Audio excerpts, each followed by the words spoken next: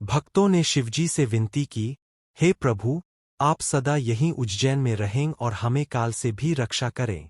शिवजी ने प्रसन्न होकर कहा, मैं महाकाल रूप में इस भूमि पर सदा निवास करूंगा।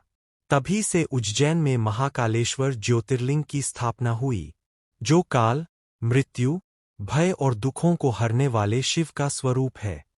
दक्षिणमुखी ज्योतिर्लिंग क्यों विशेष है? भारत के 12 ज्योतिर्लिंगों में से महाकालेश्वर ही एकमात्र दक्षिणमुखी शिवलिंग है। दक्षिण दिशा यमराज की मानी जाती है और शिवजी स्वयं मृत्यु के देवता के भी देवता बनकर यहाँ विराजते हैं। इसलिए इसे कालों के महाकाल कहा जाता है।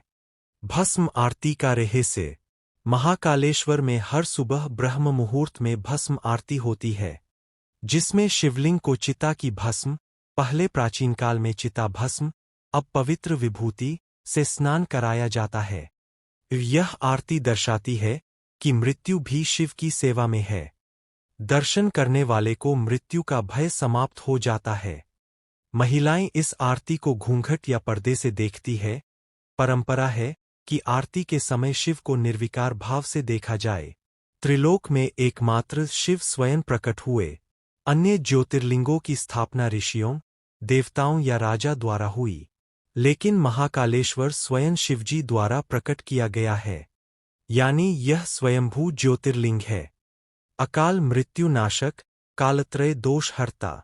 जो श्रद्धा से महाकाल की आराधना करता है, उसे न सिर्फ वर्तमान जीवन में शांति मिलती है, बल्कि भविष्य के संकट, पिछले जन्मों के पाप और अकाल मृत्यु का भय समाप्त हो जाता है।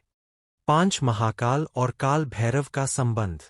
महाकालेश्वर के क्षेत्रपाल माने जाते हैं श्री काल भैरव, जिन्हें शिवजी का उग्र रूप कहा गया है।